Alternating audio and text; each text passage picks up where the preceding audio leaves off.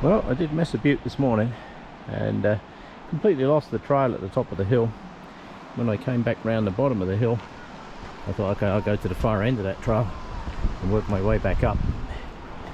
I found what I know to be the trail, and it was just chewed to hell. Somebody had been up in there with quads or whatever, and so I didn't go up and clear out the top of that. So yeah, so there's another trail that I know out this way that I like to keep clear, 44A or B, whichever one it is, one that cuts over the top. This is always a nice walk down through here. The river's flowing really good. Should be after all that rain we had.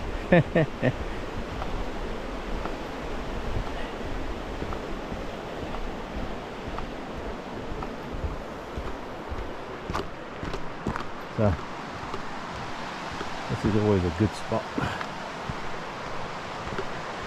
That mountain there, that's Glasgow, and Outlaw and what have you, and Bandit Peak's behind the trees there.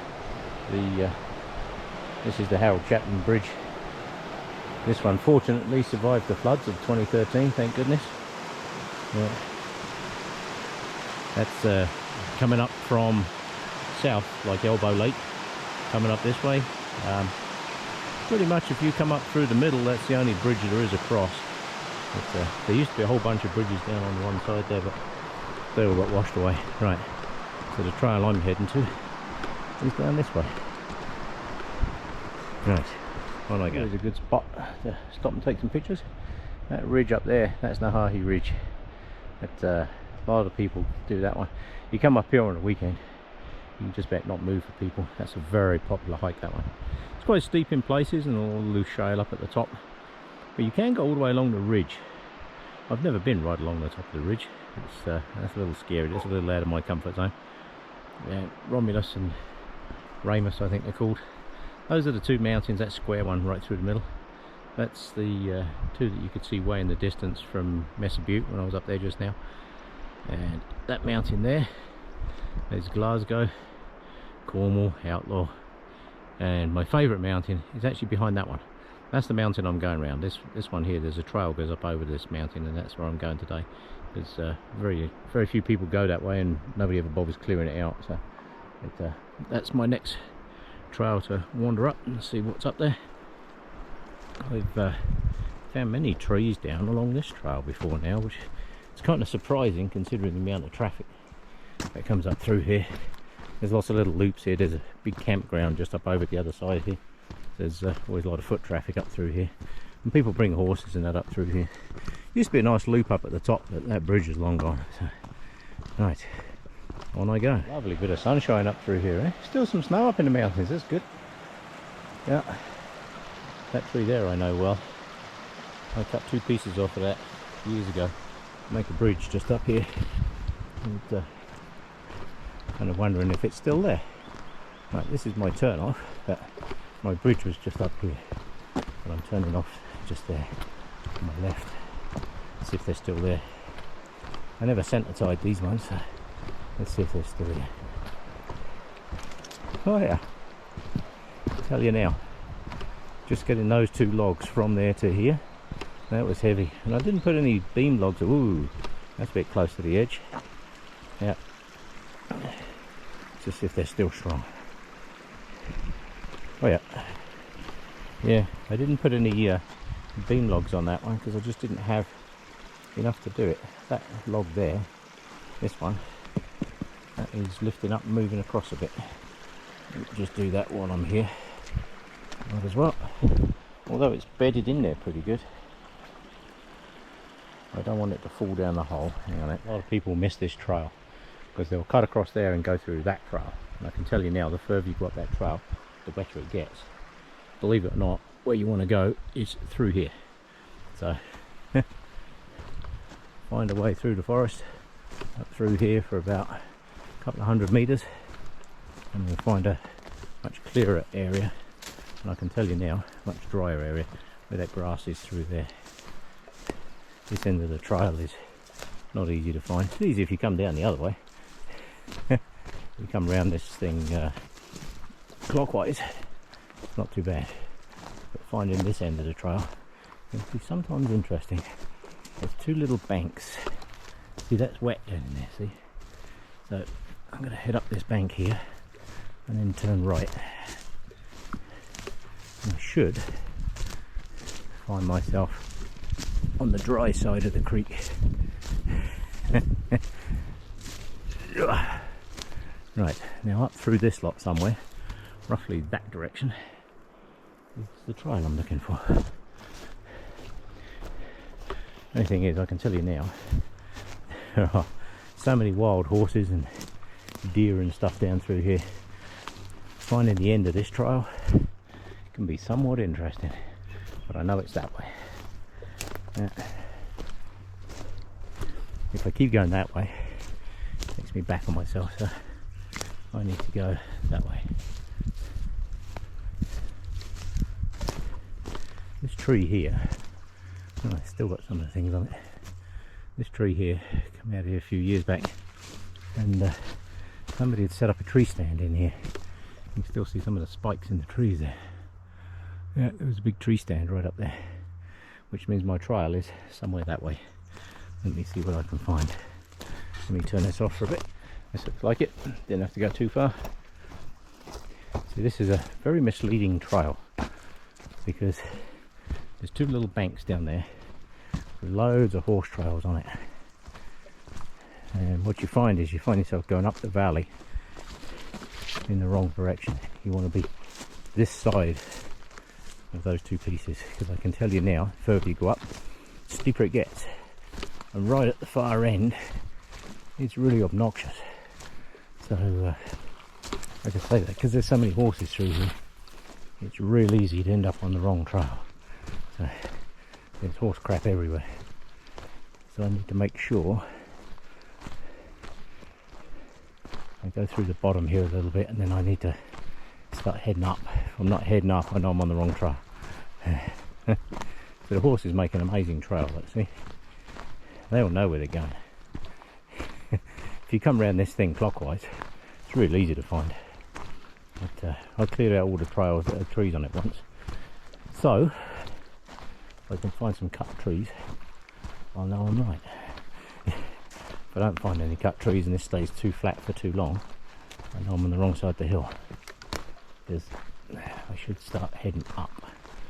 If I'm not heading up, it ain't good. Right, let me put this away and continue on this way for a little bit. Well, after some zigzagging backwards and forwards through the forest, I knew this trail was here somewhere. So if you go around clockwise, it's actually really easy to find this trail, because it heads down through there. This is 44B, I think it's called.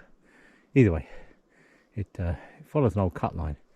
I can see it up through there now. I was following a horse track that I knew I had to come up. The horse track I was following was down the bottom of that hill, so I went all the way up the hill, went a little bit too high actually, and I must have crossed this trail somewhere, and then back up along here. So this looks very much like the proper trail. It's not much of a trail, which is why it's so easy to miss. Especially if you come around anti-clockwise, trying to find the start of this trail. Yeah, that's always a problem. I always miss it. So I've learnt now, if you're going through the forest and you're still too flat after about 500 yards or whatever, you're on the wrong trail, because it'll take up to a very swampy bit at the end. But this piece here, I should be a slow, steady climb out towards Mount Glasgow. Well, we obviously had a lot of rain, because last time I came here, there was no water in this piece whatsoever. This log used to be a very nice log to walk across. However, not so much now. It's a bit rot. But we'll tread carefully on that one. There's a couple of these small water crossings up this trail. But nothing you can't just step over. Right, more up. Yay, more up. Although finding your way up this trail is a little bit of a pain, the reward at the end of it is worth every single step of the way. Okay, I have actually camped at this spot before now. There's a lot of ants here for some reason, I'm not sure why. But I did. That's Mount Glasgow up in there. And across here, outlaw and all that kind of good stuff there. And a view that a lot of people never get to see of Bandit Peak, which is that one straight through those trees right there. You can see the band of rock along the top. If you look at that from Calgary, it looks like a little tiny slither of rock, but I can assure you that's not. That's probably several hundred feet of vertical rock. There's all kinds of canyons and that up in there. They call that the Four Peaks, I think. I think Rob Walker did those last winter, I think. Or was it the one before? You basically come up the back of Bandit and you go along the top of the peaks, all along Glasgow, and then you can come down the back of Glasgow, down through the trees over that way, Nahahi Ridge. Finding this piece of trail is a little bit of a pain in the rear end, because finding it, if you're coming around anti-clockwise like I do, is somewhat tricky. And finding it this way, because it tapers down the bank here somewhere, but it's not immediately obvious. Ah, here it is. Right, see how easy that is to miss. That is actually the trail down, because if you look here, there's a trail up there where everybody walks because we're all going the wrong way. This is actually the way down, so there is a remainder of a little piece of flagging tape there, so I'm going to put a new little bit of tape in the tree, and that makes it a bit clearer for everybody. That's a view that not too many get to see of Bandit Peak, and I'm heading down this trail here. It is a little steep. Now, I did mark the other end of this. Ooh, yeah, it is very slippery. I did mark the other end of this little upslope several years ago. I built a little cairn there and placed some logs and things, the vain hope that people will follow it. It is real easy to miss, but this is very steep. I think I'm going to actually put this camera away. See, the trail goes up across the slope there. If people would stop taking all the little pieces of tape down, it's great for those people. Oh, you should leave no trace and all the rest of it, which is great. However, out here, if you turn right down this valley here, you will end up in Swamp Mageddon, and I would rather people know where the beginning of the trail is, the proper trail, rather than end up in Swamp Mageddon, because that's not very nice down in there. Used to be a trail through there until the floods, and now it's all gone.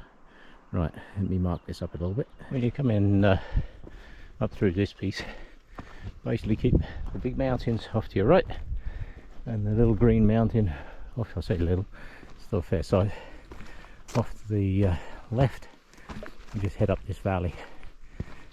In the floods, believe it or not, where I'm walking, with water literally pouring through here like a major river. There used to be a creek up through here. It still flows through here, over there somewhere now, but it flows underground because it washed out all the mud and silt out of the ground, so the water retreated underground through the rocks. But as that eventually silts up, the water will eventually return to the surface. I was sitting up in here one day, really quiet, and I could hear this water trickling, and I'm like, what the hell? If you look how rocky this is, that's because it was all washed out, literally. This was a river, a raging river, when the floods of 2013. So the river retreated back underground. It'll come back to the surface one day, probably not in my lifetime. So if you come up through here, basically just keep heading, well, we're heading south now. Sun's up there, actually getting towards midday, I should think. The sun's pretty high. It's pretty warm, I can tell you that much. I'm making a little bit more noise up through here because there's a very nice meadow up here, and I've come up here a couple of times and found bears feeding it, which is a real pain in the rear end, because now you have to turn around and go back the way you came, because there's no way to go around it. You've got really big mountains off to your right, you've got slightly smaller mountains off to your left, but neither of those two are not really an option. So this is their home, so let them have the run of the place, eh? Right, that'll do for this. Is coming out into the meadow bit. You'll notice that the soil here is very, very sandy. Literally, look at it. Look through sand. Looks like we've had some horses through here. So we're just going to be coming out in the meadow here in a minute. Stop at the side of the meadow. Whenever you approach an area like this, always stop and look. You don't know what else is in the meadow. Look at the sand. Look. Literally, I've been on a beach. Pain in the rear end to walk across. Literally, sand. Look at it. Oh. Yes. Right. And this is the meadow. So I always stop and look.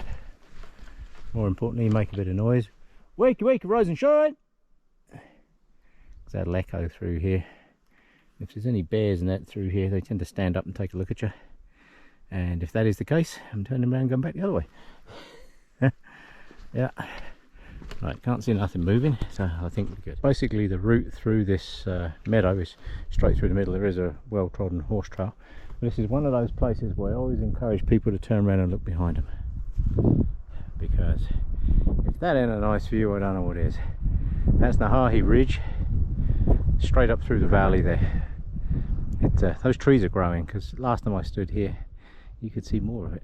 So yeah, it's nice. The forest is recovering like it always does. Always grows back in the end. It's got to take care of the forest. Yeah. And my way out of here is down through a tiny little trail in this bottom corner. We basically just follow this. It's like a well-trodden horse trail.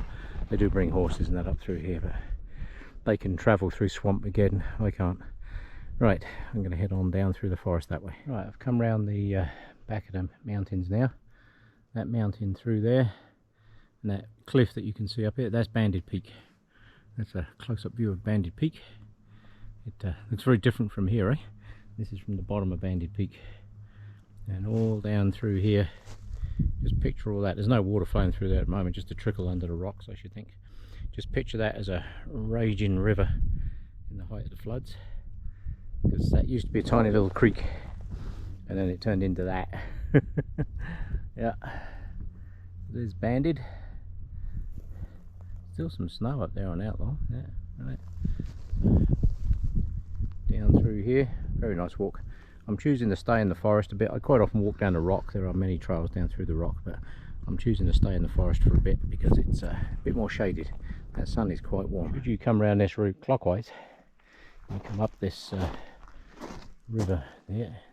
That pile of rocks there, that's where you turn off. Straight through that gap there. That's if you come round clockwise.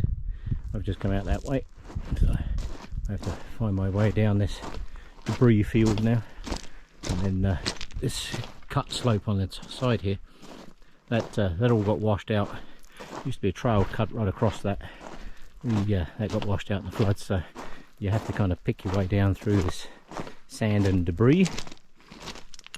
Amazing how nature recolonises, eh? Plants just start popping up into everywhere. I'm trying not to walk on any of them. They struggle to grow as it is, they don't need me walking on them. Yeah. Right. I'm going to head down here, and what you're looking for is where this bank here, this new erosion stops. You're going to kind of head into the forest and bear around to the left. I'll show you when we get there. Right, as you come down the debris field, you're going to come down and you'll see this little trail goes off on the side here. Little pile of rocks somebody's made there. Yeah. Hard to imagine from a little tiny creek. Imagine the force of the water coming down through here. Some of these rocks are as much as you can pick up, just tossed around like little pebbles. That must have been quite something. I wouldn't want to have been stood here when that was happening, I can tell you. That would have been quite scary, I should think. And what you're going to do is peel off back into the forest here, and then you can see there's the green hill over on that side. Basically you're going to skirt around the bottom of that, and it will bring you back onto the trail, which is the one of the forest fire roads that comes up into this way. I can't know what it's called now. Little Elbow Trail or something like that it's called. Either way, if you follow that all the way down, I'll show you when we get there. If you follow it one way, it takes you back to the Harold Chapman Bridge, and if you follow it the other way, it takes you all the way down to the bottom near Tombstone Campground, which is a very nice place right in the middle of nowhere. So I'm going to follow this down a bit, but I need to peel around to my left here in a second. This is where a good sense of direction comes in. People come out to places like this and they get lost because their little GPS thing that they bought with them is not working properly or whatever. You know, they don't know how to read a map, and they don't know how to read the topography of the land. I know that to my left is a large green mountain, and basically what I've done is walked all the way around the bottom of it. So as long as you keep that mountain on your left, you're going in the right direction. Just keep following it left. So, right, reed banks over here. Must have been quite something. I can see all up through the trees. Look at that all over there. It's all just caved in. Yeah. Power of nature. Rivers doing what rivers do. Yeah, not a lot we can do about it. You have to learn to live with it. Can't control it. Right. I'll put this away until I get back onto the trail. Right. Unfortunately, that battery just died on me. So I'm not sure how much of that last video I got. Either way. Right. This is heading north. This is part of the fire road that takes you back to Little Elbow campground. If you follow it south, you go around in a huge loop. You can go all the way down to basically Tombstone campground, follow around the back of the mountains, up around the back of Bandit Peak and what have you, and come back up the other side. A lot of people do that in like a multi-day trip. It's actually really cool, because down here, I mean, it is a biking trip. Absolutely perfect, because you can literally ride a bike all the way around here. There are some creek crossings, because a lot of the bridges got washed out, but I believe they are repairing some of them, but don't quote me on that. Right, I'm heading back that way. Just put all the rest of this gear away. And here I am, back around the other side, back to where I started. The can't remember the name of that mountain. Anyway, it's the green one off that way. So I just went all the way around that one. Trail all the way through there is now good, and I can tell you, it is so nice. I have no idea who Harold Chapman was, but whoever you were, thank you very much for building an amazing bridge. This thing has saved my butt a few times, I can tell you. Yeah. As much as I don't mind wading across the creek, I got the wrong trousers on for it today. I've got the zip-off ones and some water shoes. It's actually quite nice after a long hike, I can tell you. Yeah. Right, let's see no people now. They've disappeared. River's flowing fairly good. Yeah. So I just walked around that green one right in front of me. It does have a name. I just can't remember what the heck it is. But it's a fair walk. I think it's about 10-12 kilometers all the way around, something like that. But yeah, it's a decent walk. It's nice. It's a good walk. Just that first part of that trail is very easy to miss. So I've marked it up a little bit better now. So. Right, on I go. I've nearly drunk a whole litre of water. And my rule is with my water bottle, once I get to half water, I turn around and come back. No matter where I am, what I'm doing. You know, I could be an hour from where I need to be. Doesn't matter. You get stuck out in the middle of nowhere. It's not so bad. We've got a good creek there. However, still means I've got to boil the water. Although you look at that water, you think, yeah, I could drink that. No, I probably wouldn't. Not unless you want to spend the next few weeks sitting in the bathroom somewhere. Right, I'm going to use this bit of shade. That's the last bit of video. Yeah, many years ago, both my boys, I have a picture of them both stood on the end of that bridge.